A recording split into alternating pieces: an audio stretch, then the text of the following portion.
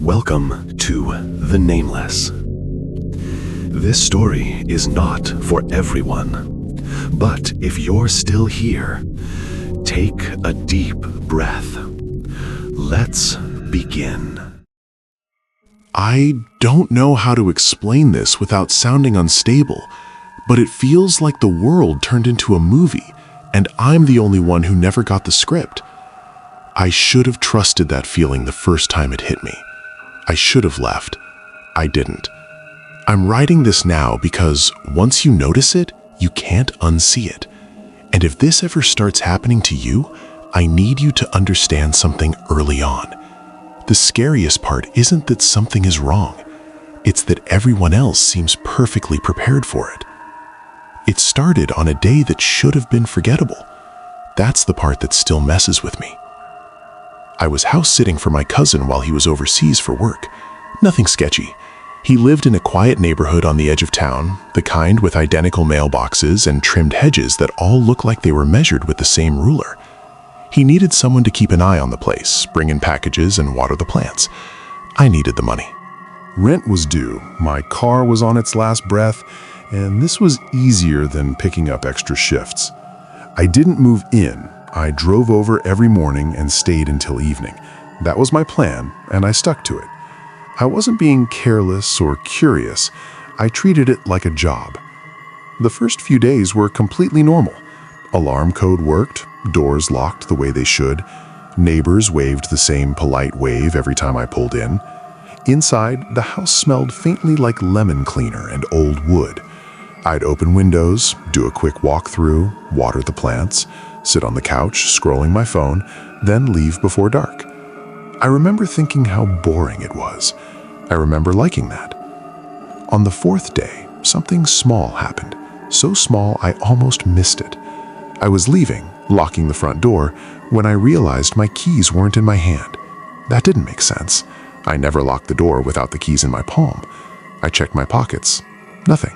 I unlocked the door again, went inside, and found the keys sitting on the kitchen counter.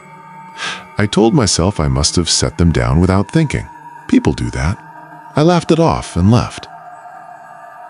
The next day, I noticed the neighbors waving again. Same motion, same timing.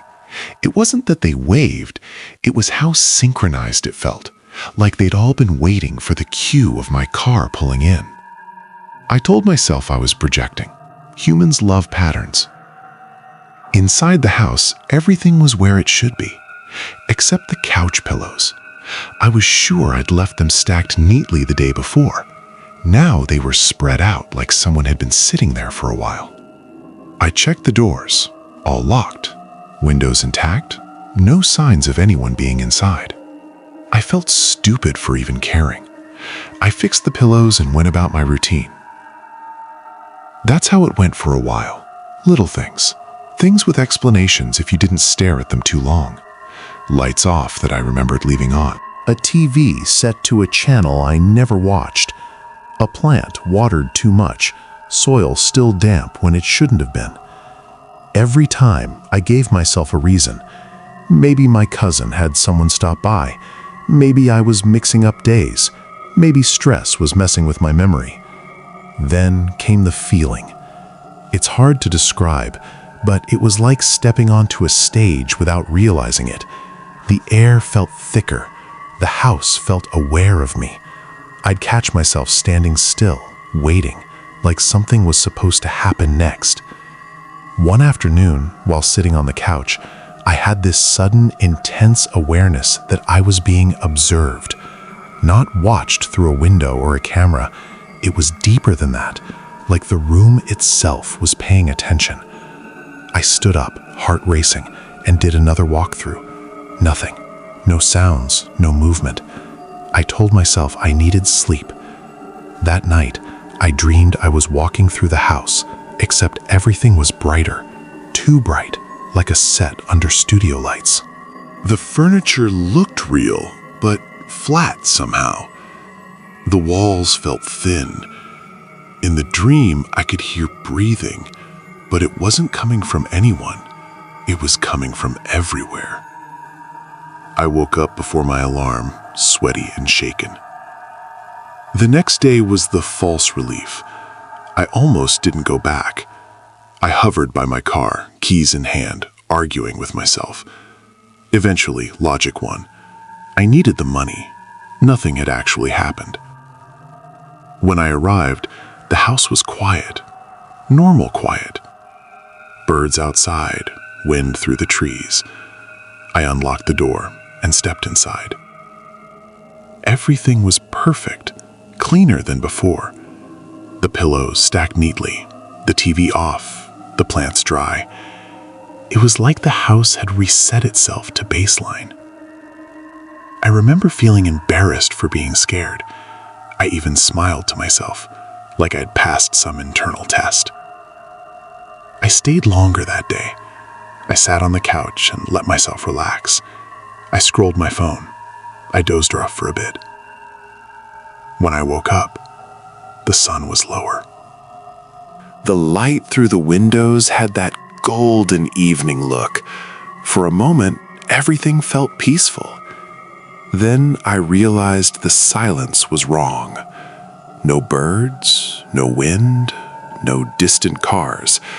Just this heavy, padded quiet, like someone had turned the volume knob of the world all the way down. I sat up slowly, every muscle tight. That's when I noticed the smell. Not bad, just different, like warm electronics and dust. I stood and walked toward the hallway, and that's when it really hit me. The house didn't feel like a house anymore. It felt like a location, a place designed to look lived in, not actually lived in. I checked my phone. No signal. That wasn't unusual out there, but it added to the pressure in my chest. I did another walkthrough, more careful this time. I opened doors slowly, listened. Everything looked right, but felt staged, too clean, too deliberate. In the hallway mirror, I caught my reflection and flinched. Not because it looked wrong, but because for half a second, it didn't move when I did. It was just a lag, probably my brain misfiring, but it stuck with me. I told myself I was done. I grabbed my things and headed for the front door. That's when I noticed the marks on the floor. They were faint, like scuffs from shoes. Not muddy, not dirty, just repeated. The same pattern over and over, stopping right behind where I usually stood at the counter. Like someone had been standing there for hours, shifting their weight back and forth. My mouth went dry. I stared at the marks, tracing them with my eyes, trying to decide if they'd always been there. That's when I heard movement. Not footsteps, not breathing. It was more like the sound of fabric adjusting, a subtle rustle coming from behind me. I didn't turn around right away. My body refused. My heart was pounding so hard I could feel it in my throat. I stood there, staring at the front door, listening. The sound stopped. I told myself it was the house settling. I reached for the door handle. Behind me, something shifted again. I turned. The hallway was empty, but it felt crowded, like something was standing just outside my field of view, perfectly still. I backed toward the door, never taking my eyes off the hallway. That's when I saw the reflection in the mirror again. This time, it wasn't lagging. It was ahead of me. In the reflection, my body was already turned more than I was, like it knew where I was going to look before I did. And behind my reflected shoulder, there was a shape. Not clear, not defined, just a suggestion of someone standing too close. I spun around. Nothing. When I looked back at the mirror, my reflection was normal again. Alone. I laughed. I actually laughed. It came out shaky and wrong, but I needed the sound. I needed proof I was still in control. That's when the neighbors started clapping. It was distant at first, soft, rhythmic, not loud enough to pinpoint, but loud enough to feel. I froze. The clapping wasn't excited. It was slow, measured, like polite applause at the end of a performance.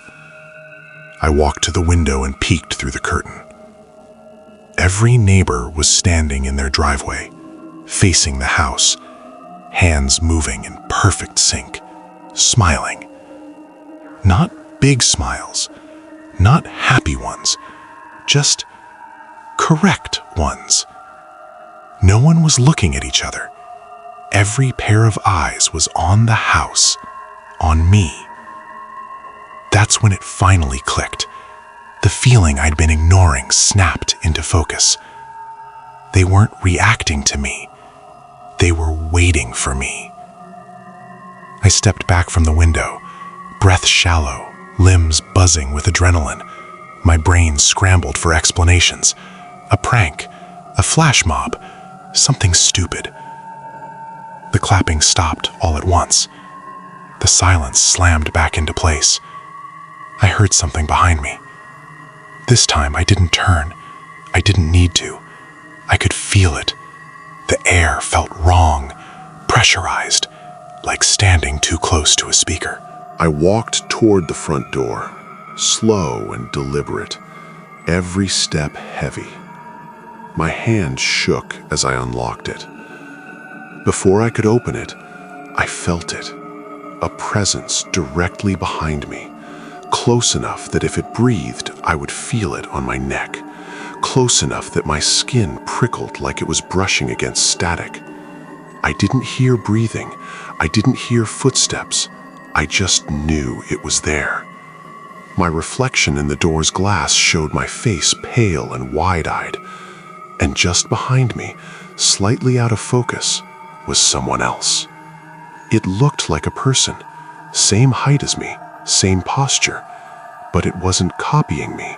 It was anticipating me, leaning where I was about to lean, tilting its head before I did.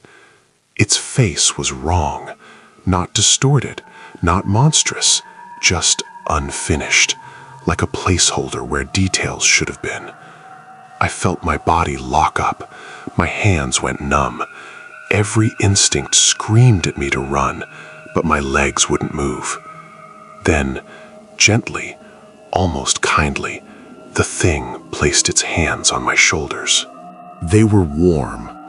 That broke whatever spell I was under. I wrenched free, throwing myself at the door, bursting outside into the blinding evening light. The neighbors were gone. Driveways empty, streets silent. No clapping, no smiles. Just a normal, quiet suburb. I ran to my car, hands slipping on the door handle, heart trying to tear its way out of my chest. I didn't look back, I didn't lock up, I just drove. I didn't stop until I was home, shaking so badly I had to sit in the car for 10 minutes before I could stand. I called my cousin. I told him I couldn't do it anymore. I didn't explain, he didn't argue. I haven't been back. Here's the part that still keeps me up. Every now and then, when I'm out in public, I catch it again. That feeling, like the room is waiting, like the people around me are hitting their marks, delivering lines I can't hear. Sometimes I'll see someone smile just a second too late, or turn their head just a fraction before I move. And every time, I wonder if the world is still a movie, and if I'm still the only one who knows I walked off the script.